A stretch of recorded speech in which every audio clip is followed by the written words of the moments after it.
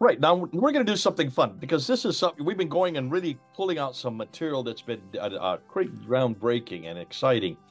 We're going to kind of go back and put our feet up and throw some things out there that you may not agree with. We're not even sure if we agree with, but this is new research done by AJ Deuce, a good friend of Mel's. I don't know him myself. I've only seen some of his material. He's from Europe and he has been doing some amazing research. And this is part of his research, looking at possible candidates for who these Mohammeds are. Remember in the last episode, we said that there were a number of Mohammeds between 641 and 730, that roughly 100-year period, 90 to 100-year period, that both John of Damascus and the Chinese are referring to. So who are these Mohammeds?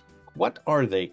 Are they really real people? Are they people that we cannot recognize? Let's see what AJ Dios, and I'm going to have Mel, you're the one that knows this material. You've been working with him. Let's see what he comes up with. Over to you. Okay, so I'm just going to share the slides before we get started. And right, so this is really a kind of a speculation. It's educated guesses, let's say, by AJ Jew, so it should be a bit of fun, as I say. But he makes an attempt at identifying some of these Mahmeds, or Mohammeds, as it were. So one of them that he points to is Marzutra II, who is the 30th Jewish exilarch.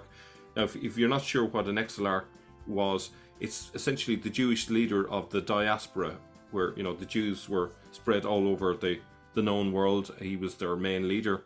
He died about 520, and after he was killed, his body was suspended from a cross on the bridge at Mahosa. And the reason for that was he took up arms against the Persians and organized an uprising to oppose the introduction of communism. So he's obviously a significant exilarch. It's not too often that exilarchs are essentially crucified. I don't know if he was actually crucified or just his body hung up on a cross afterwards. But in any case, what's interesting is 3 years later, there is an inscription referring to a Mahmed. Here it's translated as by the Lord of Jews, by the highly praised. But the word is Mahmed, which would suggest that the Jews were viewing Marzutra II as a Messiah figure. Why? Because he did what the Messiah was meant to do, which is rebel and take up arms against the powers that be. Fortunately, he died, but they viewed him as a Messiah, it would seem, at least in terms of the timing. Now, so AJ Juice goes on to say that he believes that there were a number of others like that who he thinks were part of this chain of Mahmeds. One of them is the Marzutra. Now, there's a family tree called the Marzutrans, springing from that previous one that we just mentioned, Marzutra. And he was Nehemiah ben Huziel. And that was the guy who was the leader who failed to hold on to the Temple Mount in 617. Okay, so you can see that in the diagram to the right. So very important event was the conquest of Jerusalem by this Jewish leader, the exilarch. And his brother is significant. His brother was Salmon. So you can see down at the bottom there that you have the two brothers, Nehemiah and Shalom. Okay, now Shalom may not mean anything to you, but it is actually very similar to Salman al-Farsi, which you find in the standard Islamic narrative, who was an associate of Muhammad. But here in the actual historical record, we have an exilarch associated with the conquest of Jerusalem, who the Jews would have probably considered another Messiah, so it's part of a chain of Messiahs. And his close associate, his brother actually, became the next exilarch, so he took over. So this is from a Jewish paper, and the writer is Abramson, and he believes that Salman Farsi is based on this Jewish exilarch. So it's not just AJ Juice who thinks that. So there's two people who believes that, right? So AJ Juice also speculates that Yaakov, which is Yaakov of Syria, who was another claimant to the the role of Exilarch, that he is Abu Bakr. Okay. Again, this may not be true. It's just a speculation here. He was someone who was at the Academy of Pompedita in Baghdad. Okay, and he's mentioned as Jacob in the Doctrina Jacobi. So AJ Juice is putting two and two together to come up with this idea. Another one he proposes is Salman al-Farsi, who he says is Uthman, based on just in terms of the timing and his place. I disagree with him on that one. I think I have a better suggestion for who Uthman is based on. And to do that, I look at the Byzantine Arabic Chronicle. It doesn't refer to Uthman there, it refers to Etaman. And if you break down that word Etaman, it's actually a composite of ET and He-Man. There was an Exilarch. Let me just go back a second. Let me see if it's in here. It's down at the left-hand side of this diagram here. You'll see He-Man the First, the 38 Exilarch, which his time when he reigned is in the right time frame for Uthman. So my suggestion, I'm going against AJ Juice, again, it's speculation, is that perhaps Etman that's mentioned here is actually He-Man, just the name is just transformed a little bit, and then it became from Etaman to Uthman later. I've even gone a little bit further and suggested that perhaps the ET is reference to the fact that he was an Exilarch temporalis, a temporary Exilarch, and that's where it came from. So, as I say, this is just a bit of fun, bit of speculation, but that might work in terms of trying to make sense for where they got these characters from. But it's very different to the standard Islamic narrative because these are just Jewish leaders. It's got nothing to do with Islam. And so AJ Juice refers to He-Man in his paper, and he identifies him with Abdullah ibn Saba, the builder of the first permanent mosque, the Masjid as-Salam on the Temple Mount. He is also, according to AJ Juice, Abdul Allah ibn al-Zubair, another Muhammad. As I say, I don't think he was that figure, but that again, it opens up the possibility at least there.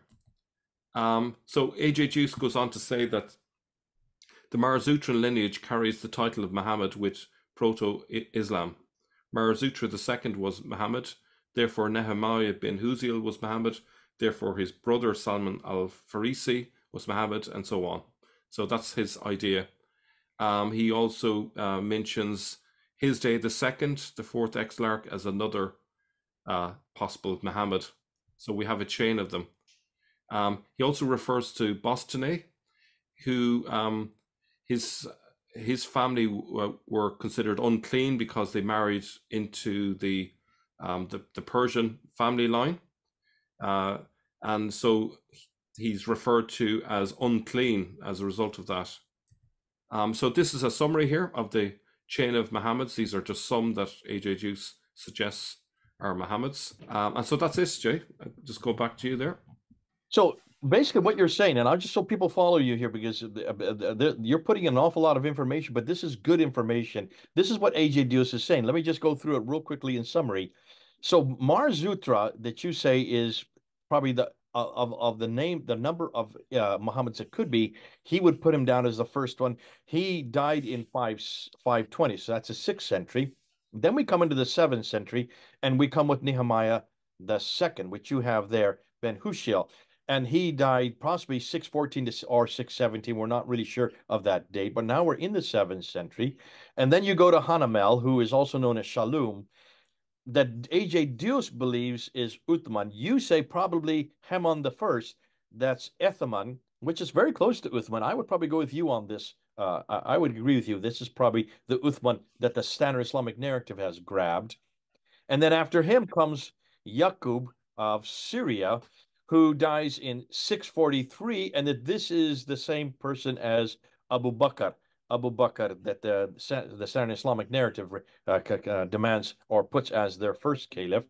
And then finally, Haman the first, And he's Abdullah ibn Musaba, who you would say is Ibn Zubair, who created or caused the problem with the Civil War. So what you're saying is we can actually identify quite a few of these people who then are then grabbed by the standard Islamic narrative and made into caliphs. Abu Bakr, Umar, Uthman, Ali. Ali is, of course, another one that would be, but we've never been able to find the term Uthman yet. It looks like you may be right. Maybe that's Ethman, who would be Haman the first. These are all exilarchs. These are all Jews. These are all living in way over in Pumbedita, which is again real close to what is today Baghdad, just south of Baghdad. That could be what's going on here. So they are taking real people that are historical, that were heads of the Jewish community, who were looking for the Messiah, who would have referred to these people as the Muhammad, the praised one, the altogether lovely. It could stand to reason. I would agree with you. If these are Jewish kings or Jewish authorities who would be given that title as Muhammad, then it could be very well that that's why then the title isn't grabbed by the Arabs, because they're all already, that title's been used by the Christians, that title's been used by the Jews. If they're using that title for the praise for their authority, then can you then understand, you Jews are waiting for him? We've got him. His name is Uthman. We've got the Uthman. Can you then understand why he became the prophet? Because of what was happening on the ground. And we've always said, have we not, that you need to go what's happening on the ground. If this is what's happening in the 7th and 8th century, and it started way back in 520 in the 6th century, then why are we surprised that they're grabbing the name that would have already been used by the Jews and Christians to give authority to their Jesus, their Messiah that's yet to come? They're kind of killing two birds with one stone. Folks, we've got both what your Jews and your Christians are waiting for. We've got the Muhammad. He is the great Aziz. He is also the MHMD, Muhammad of Hebrew, but he's also the one that Ambrose designated in the 4th century for Jesus Christ. Come on home is what they're saying. We've got the Muhammad you're looking for. Great stuff. I like this because this really leads in. You're right. You put this out as a speculation, but I'm saying, hold on a minute. This may help us understand why did they choose this name? Because this is a question that always comes up. Why did the Arabs, or why did the ones who finally created this sect called Islam, why did they choose this man and why did they choose that name? I would suggest A.J. Deuce is onto something here. You choose that which everybody's waiting for. You choose that which everybody has respect for. You choose that which both Jesus and the Messiah that the Jews are waiting for has already been named, and you take that name and you then appropriate it for yourself. He then becomes the fulfillment of what everybody's waiting for as not only a political gesture, but this would be a theological gesture as well. Okay. Fantastic. What are we doing next? Now we're going to go through some change. We're going to go to a star witness, Benjamin of Tudela. Okay. Yeah. Folks, see what you think. Is A.J. Deuce onto something here? I think he is. I think this is really an exciting one because this suddenly answers the question that many people are saying, then why did they choose Muhammad? Why did they give him that name? Why was that name given to him? And why is it from that time on, Muhammad is the man we look as the greatest of all paradigms, the greatest of all models? Well, who do you think the Arabs need? They need a model. They need a prophet who has a revelation that can compete with that which the Jews and the Christians are still waiting for. We're still waiting for the Messiah to return. The Jews are still waiting for the Messiah to even come. And what they're pretty much saying is he's already here. This is him. And he is the final, the greatest. Now we can understand why they claim him the greatest. Now we can understand why he is the final. He is the final one. They're basically saying, we've got it, is what they're saying. And we've got him because he's the man you're looking for. Good stuff. All that has been destroyed, though. Isn't that interesting? All these references to the Muhammads that we're looking for has been destroyed. And I want to thank A.J. Deuce for maybe uncovering it by looking at other documents that exist from that time period and by other names of people like the exilarchs who would have carried that mantle at that time. Good stuff. All right. We're going to be back again with our final episode, looking at the Benjamin of Toluda to look for evidence. Yet again, we're looking for that evidence. Until next time, this is Mel and Jay, over and out.